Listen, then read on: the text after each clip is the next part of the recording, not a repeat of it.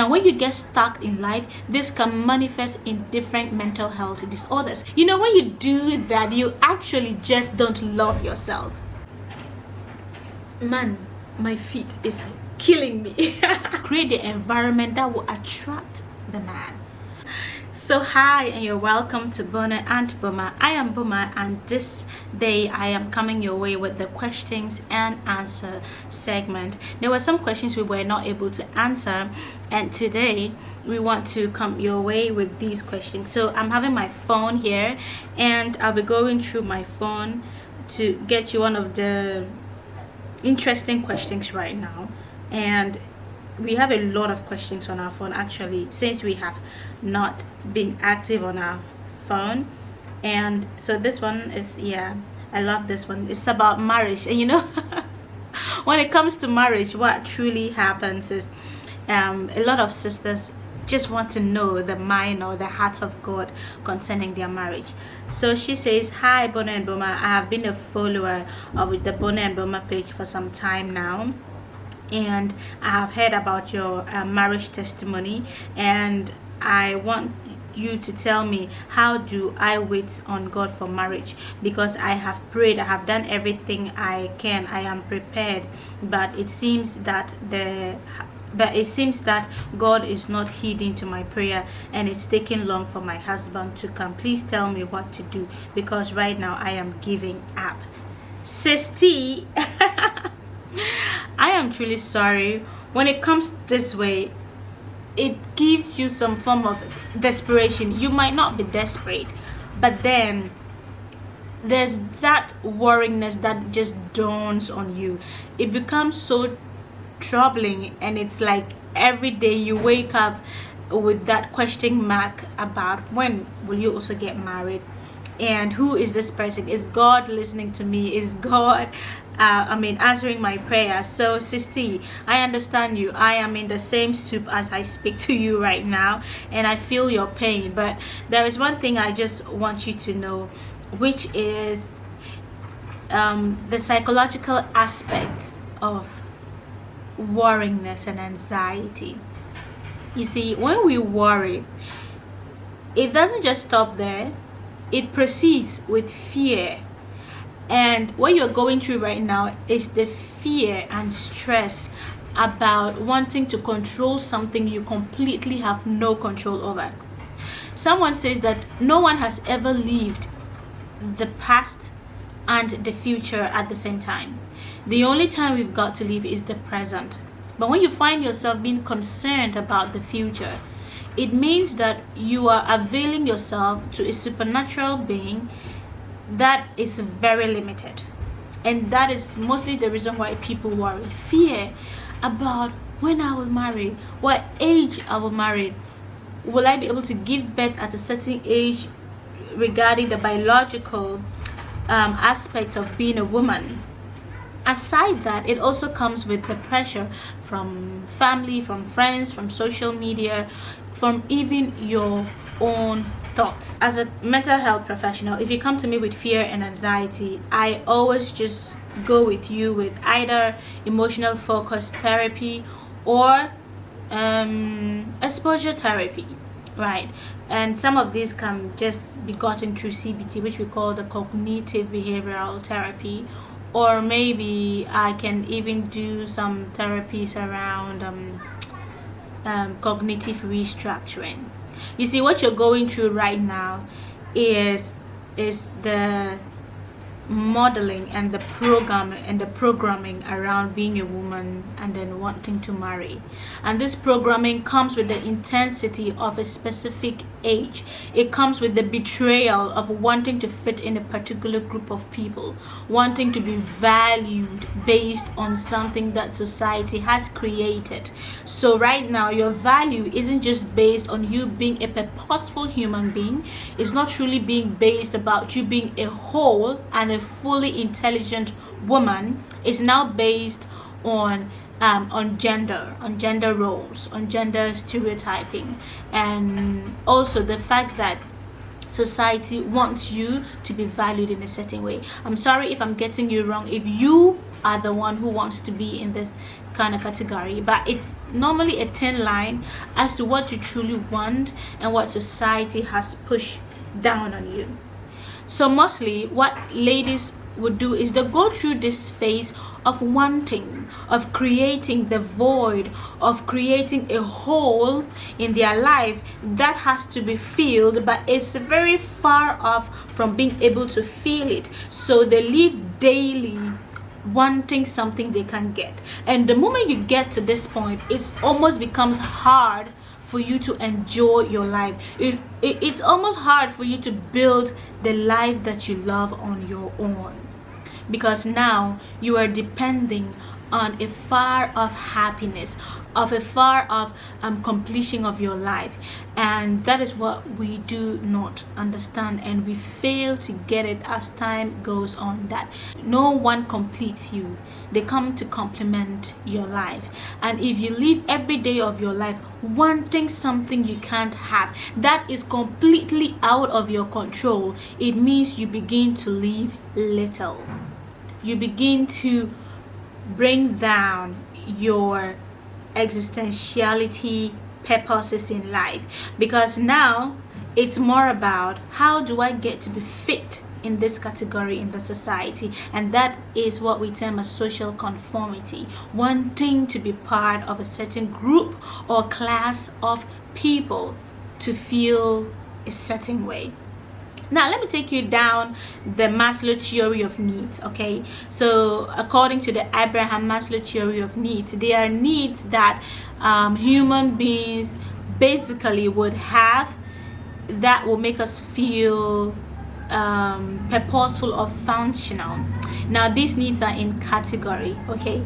And to me, I understand it as being able to build a certain form of self-esteem or self-confidence as a human being, and how you should rate yourself and be proud and have gratitude.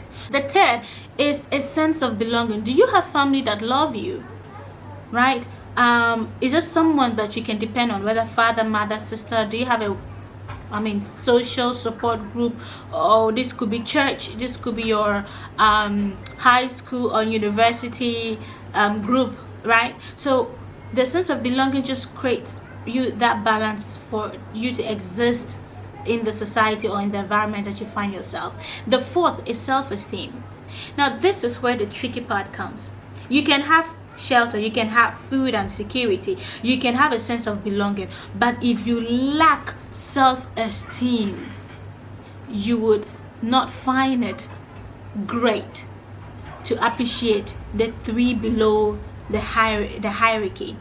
Why? Because your self-esteem is tied up to something you have no control over. And that self-esteem is marriage. You see, I'm just taking this on the psychological perspective of it. I'll come back to the spiritual aspect, right? So it's more as in, what gives me self-esteem? And self-esteem is what? Marriage.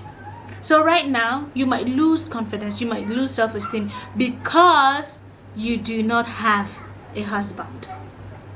And when this happens, you will forget that God has provided me a home.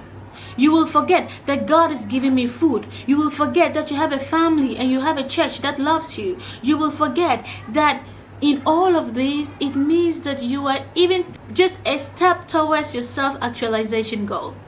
Now, when you get stuck in your self-esteem region, or the phase in in Abraham Maslow's theory of needs, it means that you would fail to progress. It means that you find it difficult to actually live your purposeful life on earth. It means that you would just be living every day as a survival mode, like you just go to work, come back, eat, sleep, wake up, go to work. Nothing really is colorful in your eyes. You are just kind of like just living, just surviving, just doing the bare minimum to live. And that is where many women get stuck. The self-esteem reduces, and relates to the age group and also if they are married or not. Now, the fifth, which is like the crown, where everyone wants to get, is the self-actualization goals. And this year, my New Year message to a lot of my friends, family, loved ones was for you to reach your self-actualization goals in life, in God, and in everything, to become a bubbly, powerful person and taking control of your environment, which we call environmental mastery, right? So the self-actualization goal is for you, my sister, to now get to a point of whether you are married or not and still being able to achieve a purpose in life. Now in psychology, we have what we call logotherapy or existentiality, where people ask themselves the existential questions as to what am I living for in life? What am I doing? The things that I'm doing. Have I achieved a purpose? Have I been able to do something with my life? Whether I'm from a rich family or not, there are things I can change. But have I been able to live my purpose? Whether I go to the university or not, have I been able to achieve a purpose? Have I been limited? Have I lacked something? Have I lost something that is really holding me back and I'm stuck in life? Now, when you get stuck in life, this can manifest in different mental health disorders. It can manifest into sicknesses. It can manifest into disorders. It can manifest into so many ways when we get stuck with our emotions and we don't let them out. Now, for you, your emotion getting stuck is the marriage. Now, when you don't get marriage, it becomes what? Anxiety. It becomes fear. It becomes worringness. So if you keep on holding on to this burden, it will manifest into something else, because the body would need to excel. The body would need a gateway to bring out this emotion, and it becomes a disorder, and this disorder can become hatred. It can become unforgiveness. It can become cancer. It can become like uncalled for headache, like migraines. It can even become what? Ungratefulness. And let me tell you, if you go your day every day with anxiety, with fear, ungratefulness, resentment, jealousy, the Bible, I always say the Bible is just a thin line of psychology. A man is who he is. The way you think is who you are. Now, if you keep thinking about, I lack in marriage, if you keep thinking about others have it, I don't have it, which we call the downward comparison, the more you do this, it means that you are gradually living little, and living little means that losing everything that God has given to you on this planet. I just want to say this on the psychological aspect. But if I were seeing you as a client, I would just have to rather let you get trained on self-awareness and let you get trained on a lot of cognitive restructuring about what you think your life is about and marriage. Because you see, there are so many things we can't have in life, and there are so many things we need to be grateful for. What we have to be grateful for. What we do not have, we leave it for the future. God knows. And you are the genetic makeup of these things to come. Now, if you have fear concerning the things that you want, you begin to condemn your belief. Because you can't believe something you have fear of. How do you believe in God if you don't trust in God? You see, it's conflicting. But I hope you really get I'm getting a call. The psychological aspect of this. You're a Christian, I'm a Christian as well, but I just want you to see where this is beginning to role play in your minds. And for the spiritual aspect, you see, Abigail in the Bible had a husband, but continually she prayed to God, because Nabal, the husband, was rude, mean, disrespectful. I don't know how they got married though, but you see, you don't want to end up in a marriage hastily where you would always have to pray to God to change, where you would always have to be sad, where you would always have to regret that you married. Your single life could have been better. I'm just saying this on the other side of it, if you're looking at it from a different lens. So you see, the more you want something, the more you would have to give the owner, the person who can do it for you, time. You have to give that person time, and the person here is God. And with God, there is just no time frame for how he does his things. Now, in the human understanding, you would want to give timing, because timing works in this world, right? But in the heavens, 2,000 days could just be like yesterday. 1,000 hours could just be like a minute. So if you're working in your humanly divine spirit, you would have to let the universe do the things that it has to do for you. So give it time. You just have to give it time, and that is how it rolls. Going to school takes time, right? Getting a profession takes time. Getting married should also take time, because that is how things work naturally in the reality state of being. That is how things work. And how are you really waiting on God if every day it becomes a question mark in your face staring at you in the mirror? And I'm about to tell you what to actually do as you wait on God, because I'm also in the waiting season. And thank God I have a very strong psychological well-being about marriage and the way of life, about how I think, how I feel, because I know these things can really affect my behavior. If you feel that you are lacking behind, you would be forced to take things into your own hands, and you will get dirty. You will stain yourself. You would just mess things up for yourself, because there's nothing good that comes in taking things in your own hands with God. You can't fight him. You just have to let him do the things he wants to do.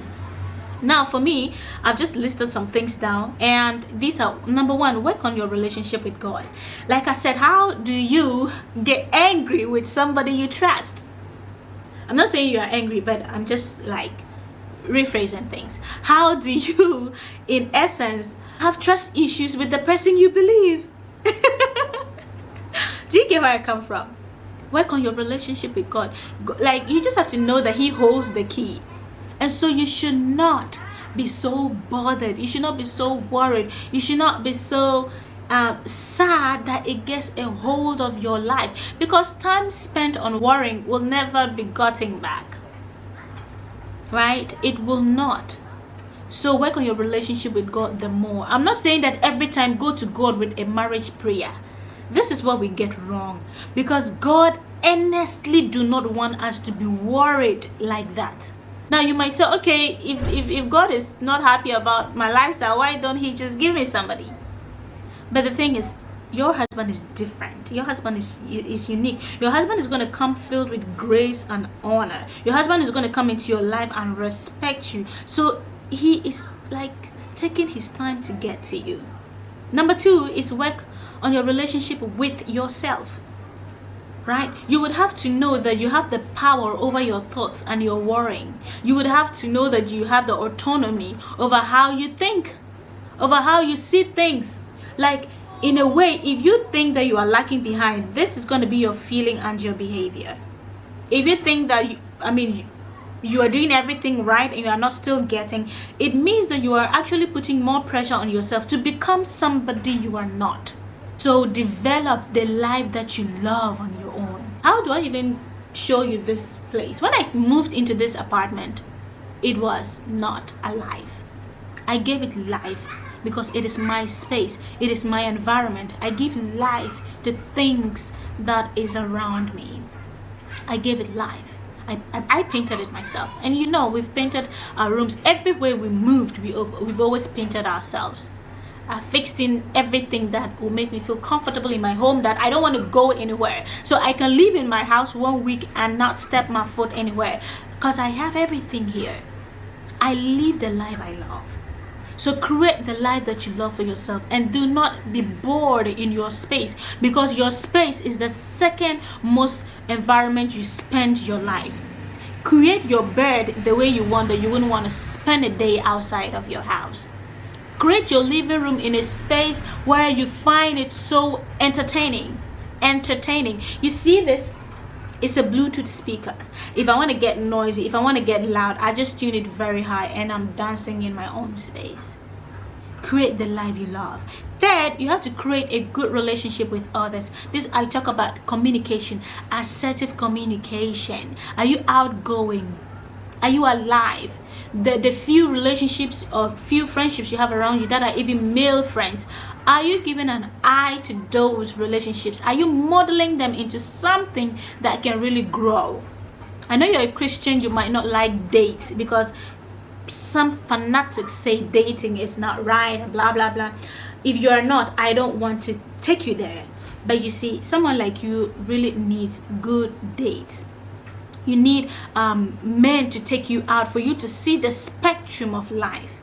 And I'm not just talking about street dating. I'm talking about very cozy, very respectable and honorable dates. Men that will really treat you well and take you out and bring you back and just have fun, so that you don't have to get bored. If you are not getting dates, then take yourself out. All right, take yourself out, and then stop living a life that would always make you feel you are lacking a husband. For example, if you buy bed sheets, lay them, spread them on the bed. Don't say, I'm waiting for a husband. Because you see, every time you look at that bed sheet in your wardrobe, it's going to remind you that you don't have a husband. If you are going to the market to buy food stuff, cook and eat like a queen. Cook and eat like a princess. Learn new recipes for yourself, not for somebody else. Don't say, I'm learning how to cook this food for my husband. Do not buy utensils and pack them in your kitchen wardrobe or shelves because you're waiting for a husband. You know, when you do that, you actually just don't love yourself. You actually don't have self-compassion on yourself. You are so hard on yourself. Love your life and create the life that you love. Okay, now the fourth point is to build the present. Make it livable. Live in the present.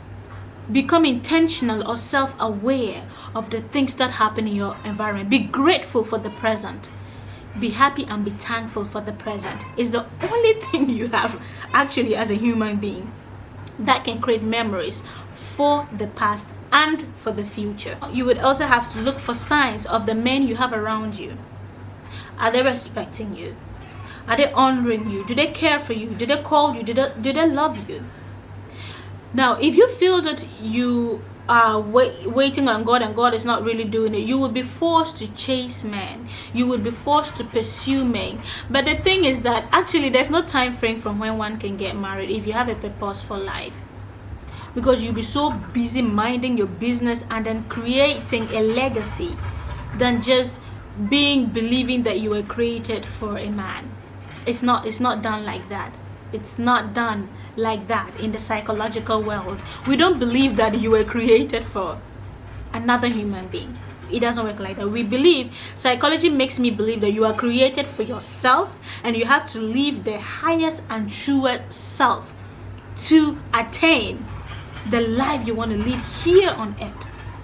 Okay, so it's more of the men who are around you, who respect you, who care for you. Maybe one of them could be your husband. The romantics theory or romanticism theory, where they believe that you have one rape in this world, and you are getting it wrong. We are all getting it wrong about love and marriage.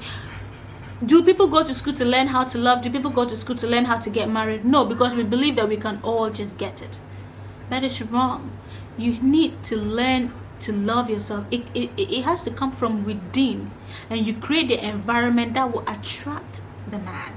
But if you are resentful in your heart, if you are worried and you have fear in you, you are just going to attract the wrong kind of beings, because our energy attracts. All right, I hope I'm having you learn something today. And then to look out for signs in other men. Do you have common faith and similar lifestyle? Now, anyone who comes into your life that you want to consider a husband, because I know by now there are men who want you, but you might feel that they are not the one. But you know, the commonest of choosing a man is, do you have common faith? Do you have similar lifestyle? Lifestyle as in your fantasies, as in your wishes, your dreams, your plans, your everyday activity. Do you complement each other? Are you friends? Do you find joy in yourselves? When these things come, it means that they can be suitable for a partner. So do not just focus on one person, or or just your own understanding to certain things. You need to have an open-mindedness into you believing about a marriage partner, because a marriage partner can be any person from anywhere, from any race or background. There is just no one category of finding a love partner. Especially if you travel to abroad, you might marry a foreigner, you see, and it's because of your geographical location that you find it very hard. But if it's becoming intensive, you can move. If you can, if you're in Lagos, you can move to Abuja. If you're in Abuja, you can move to any of the states or towns, or and just start your life new. If you're depressed, which is like low moods and having all those loss of pleasure and everything, I would say that you should start reviving the things that gives meaning to your life. Okay, find people to talk to, do things that gives you purpose. You can start painting. You can buy Picasso or poster colors and start painting. Do something meaningful and reasonable with your life. Don't just let this thing swoop you over and you lose the beautiful things of life just because you are not married at a certain age. There isn't just an age to marriage in the Bible. It's not there, but I don't know why society is making it so difficult like that. All right, so if you have a happy life, if you're chasing happiness, happiness shouldn't come from somebody else. It should come from within. It should be you choosing your happiness. And I hope this sticks with you for the rest of this year, that it should be you choosing your own happiness, not what society thinks or what people think about you. So thank you so much for your time. And today I just want to do one question because it's a whole lot, digging into psychology and spirituality and God and behavior and all of that. I just want to leave it here.